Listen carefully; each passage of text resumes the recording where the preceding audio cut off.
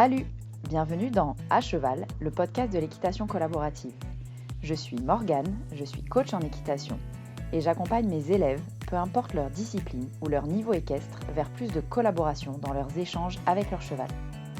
Si tu es cavalière et que tu es à la recherche de connaissances, de tips, de réflexions ou d'exos pour que ton équitation devienne plus collaborative, alors tu es au bon endroit. Dans ce podcast, je te partage seule ou avec mes invités tout pour t'inspirer et que tu puisses développer l'équitation dont tu rêves avec ton cheval. T'es prête ? Allez hop, à cheval ! Salut, j'espère que tu vas bien. Aujourd'hui, on se retrouve pour un nouvel épisode solo et je me lance dans un épisode avec un thème pas si simple de adapter ton équitation à ton cheval ou ton cheval à ton équitation.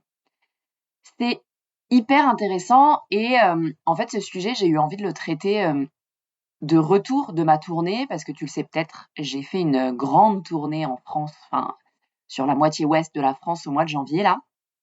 Et j'ai rencontré pas mal de gens du coup, pas mal de chevaux du coup. Et j'ai vraiment des personnes qui m'ont marquée par leur détermination à adapter leur équitation à leur cheval. Et en fait, j'adore cette démarche. Alors j'adore cette démarche parce que c'est vrai qu'en fait, c'est une démarche que moi je pratique moi-même et je me rends compte que plus ça va et plus c'est ce que je propose à mes élèves. Parce que mes élèves sont des personnes qui ont des chevaux très souvent. Donc, ils ont leur cheval. Ils sont propriétaires de leur cheval. Ils ont leur cheval depuis un petit moment, parfois. Et souvent, à mon arrivée, ou quelques semaines, quelques mois après mon arrivée, il y a un switch qui s'opère.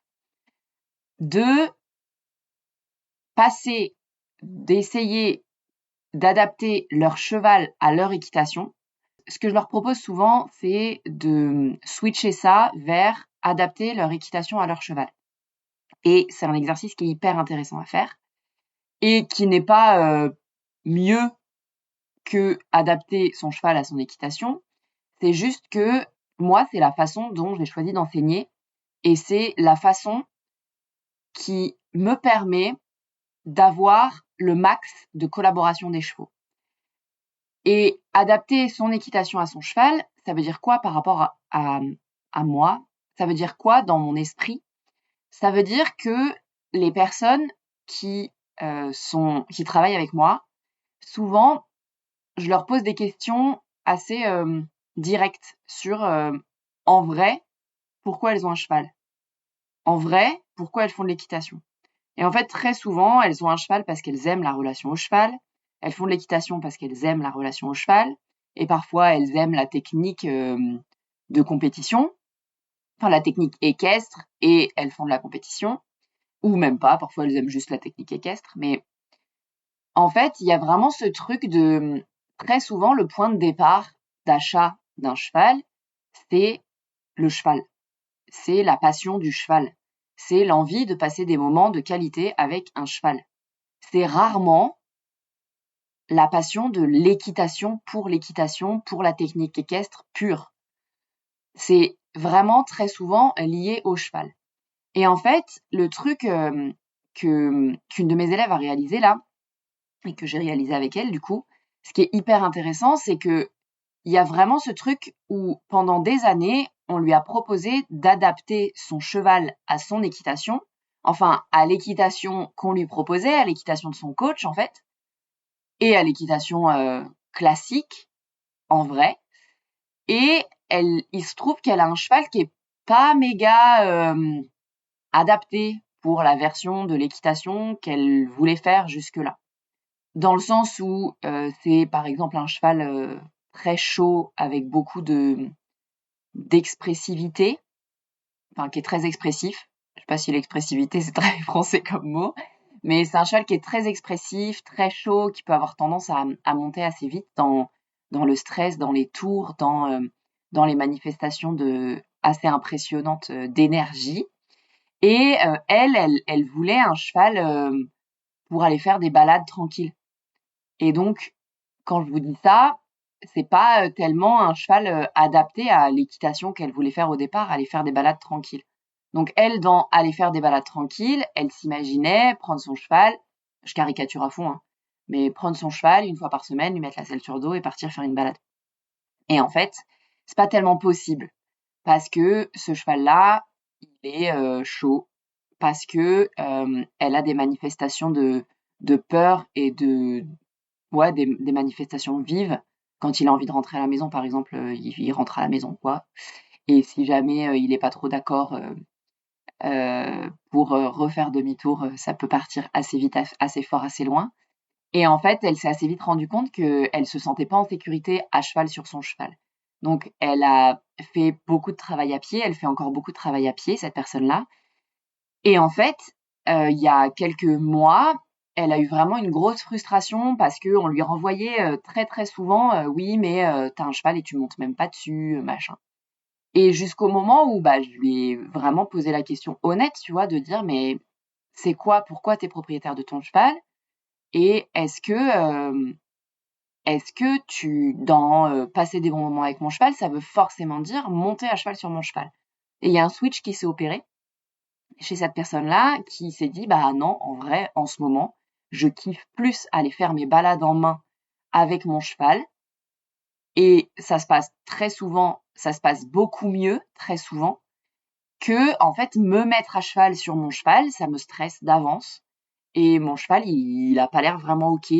D'ailleurs, c'est un cheval sur lequel on a des problèmes de signaux d'inconfort assez francs au moment du montoir, par exemple, qui, une fois qu'on est à cheval dessus, change complètement sa façon de se mouvoir, qui est beaucoup plus dans la fuite quand il a quelqu'un sur le dos, etc. Et donc, ça me permet enfin moi en tout cas, j'interprète ça sous le truc de ce cheval n'est pas hyper confortable avec quelqu'un sur le dos pour l'instant. Et donc, cette personne-là n'est pas, elle non plus, confortable sur le dos d'un cheval comme ça. Et donc, en fait, autant rester à pied si c'est là qu'elle kiffe et c'est là qu'elle passe des bons moments et tout ça. Et puis, elle montera à cheval quand ils seront prêts. Donc, on travaille pour. Ça veut pas dire que elle a fait une croix sur monter à cheval sur le dos de son cheval, clairement pas. Mais comme en ce moment, elle kiffe les moments et de travail à pied, de travail en liberté, de travail à pied en extérieur, de balade en extérieur à pied, etc. En fait, autant faire ce qu'elle aime, quoi, tu vois. Au lieu d'essayer de rentrer dans une case de l'équitation sous prétexte que l'équitation c'est monter sur son cheval, alors que elle c'est pas tellement ce qu'elle veut faire et tout. Enfin, en vrai, tu vois, qu'est-ce qui nous oblige? Alors là, c'est un cas entre guillemets un peu extrême, mais en fait, j'ai trouvé ça hyper intéressant à observer et ça m'a vraiment fait kiffer de me rendre compte que dans mes élèves, il y a des personnes et en fait très souvent, il y a de plus en plus de personnes comme ça et je me rends compte que en fait moi c'est ce que j'aime faire, de permettre aux gens d'adapter leur équitation à leur cheval. Pour d'autres, ça veut dire bifurquer vers une autre discipline par exemple. Assez souvent, ça veut dire aller faire plus d'extérieur. C'est assez drôle, je capte ça en vous parlant de ça. Assez souvent, quand je leur pose la question de ce que leur cheval semble kiffer, ce qu'il semble vouloir faire, etc., très souvent, les personnes se mettent à aller faire un peu plus d'extérieur. Alors, ça demande de travailler un peu la confiance en elles, les codes de sécurité et de connexion pour qu'elles puissent aller en sécurité en extérieur et se sentir bien en extérieur et du coup, elles aussi kiffer l'extérieur, parce que souvent, c'est assez anxiogène pour les cavaliers. Mais voilà. Donc, en fait, le truc intéressant, c'est que j'ai eu cette réflexion-là de me dire, en fait, c'est trop intéressant parce que cette personne-là est en train de faire bouger l'image qu'elle avait de l'équitation pour adapter au max l'activité qu'elle propose à son cheval. Et ça, c'est vraiment cool. Ça, moi, c'est ce que je préfère faire en vrai. C'est partir de qui est le cheval, qu'est-ce qu'il aime, qu'est-ce qu'il a envie de faire. Évidemment, en parallèle de qui est le cavalier, qu'est-ce qu'il aime faire, qu'est-ce qu'il peut faire, et faire coller ces deux trucs-là ensemble avec une activité commune qui est l'équitation. Et les 100 000 façons de faire de l'équitation en vrai. Parce qu'il n'y a pas une seule façon de faire l'équitation. Il y a autant d'équitation que de couple cheval-cavalier en vrai. Donc, moi, c'est ce qui me plaît le plus de faire, c'est adapter l'équitation au cheval et au couple cheval-cavalier, en vrai.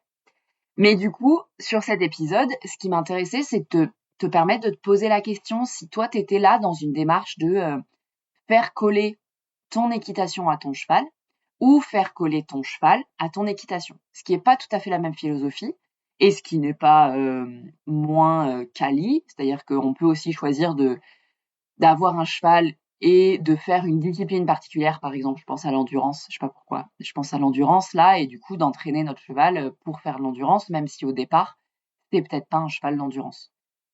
C'est intéressant aussi, en faisant attention évidemment à respecter les besoins de notre cheval et les limites de notre cheval. Mais c'est que ce soit l'un ou l'autre, coller son équitation avec son cheval ou coller son cheval à son équitation, je trouve que c'est important en fait de juste se poser la question de dans quelle démarche on est pour conscientiser ça et du coup réfléchir à ce que ça implique pour nous, pour notre cheval. Parce que quand on est en train de tordre notre schéma de l'équitation pour le faire coller à notre cheval, on part vraiment des besoins du cheval et on se dit, bah ok, toutes les connaissances que j'ai en équitation, en technique équestre, je vais l'utiliser pour répondre aux besoins de mon cheval et pour faire progresser mon cheval. Donc souvent, c'est une pratique sur laquelle on est très focus sur les besoins de notre cheval, les signaux que nous renvoie notre cheval quand on lui propose un exercice, etc. Enfin, c'est la façon dont je le fais en tout cas. Et quand on fait coller notre cheval à une équitation, ça peut être un peu plus, on peut être un peu plus focus sur les marqueurs de l'équitation en tant que telle et peut-être un peu moins focus sur les limites de notre cheval. Et donc, dans le premier cas, quand tu fais coller ton équitation à ton cheval, le risque, entre guillemets, c'est de ne pas progresser tellement, de ne pas permettre au cheval de progresser tellement. Je vois ça comme ça, alors je vous le fais en live, hein, j'ai pas réfléchi à ça avant, mais j'imagine que le risque serait celui-là. Et quand on fait coller notre cheval à notre équitation, le risque serait de ne pas vraiment prendre en compte les signaux de notre cheval et de le pousser un peu trop dans ses retranchements vers un truc qu'il est peut-être pas encore capable de faire. Donc peut-être de le faire progresser, de vouloir le faire progresser trop vite avec notre objectif d'équitation qui est vraiment réfléchi et qu'on visualise très bien, quoi. En se disant que parfois, le cheval qu'on a choisi, c'est peut-être pas le cheval qui colle de ouf à cette équitation-là. Donc voilà, sur cet épisode de podcast, il y a pas de jugement ici. En vrai, il y a pas de bonne ou de mauvaise situation. Tout est une histoire de rencontre. Je crois que c'est ça dans Astérix Obélix, si vous avez la ref. Mais on a vraiment, en fait, c'est hyper important de se poser cette question-là, d'après moi, en tout cas, de qu'est-ce que j'ai envie de faire, dans quel sens j'ai envie de prendre le truc. Il n'y a pas encore une fois, de bon ou mauvais sens. L'idée, c'est juste de se dire, qu'est-ce que je suis en train de faire aujourd'hui, objectivement, le plus objectivement possible, et est-ce que ce que je suis en train de faire aujourd'hui, c'est OK pour moi? Et si c'est pas OK pour moi, changer. Et si c'est OK pour moi, continuer, en fait. Continuer avec plus de conscience, plus de possibilités. Ça va vous permettre d'éclairer ce que vous êtes en train de faire et du coup d'avancer plus sereinement vers le chemin que vous avez choisi, quoi, avec votre cheval. Voilà. Je vais conclure là-dessus. J'espère que cet épisode vous a plu. Et comme d'hab, si cet épisode t'a plu et que le cœur t'en dit, ça m'aide énormément à faire connaître le podcast. Si tu mets un commentaire et ou 5 étoiles sur la plateforme d'écoute que tu utilises, tu peux évidemment aussi t'abonner pour être mis au courant des prochaines sorties des épisodes. Et puis, moi, je te laisse là et je te dis à la semaine prochaine pour un nouvel épisode de À Cheval, le podcast de l'équitation collaborative. À plus!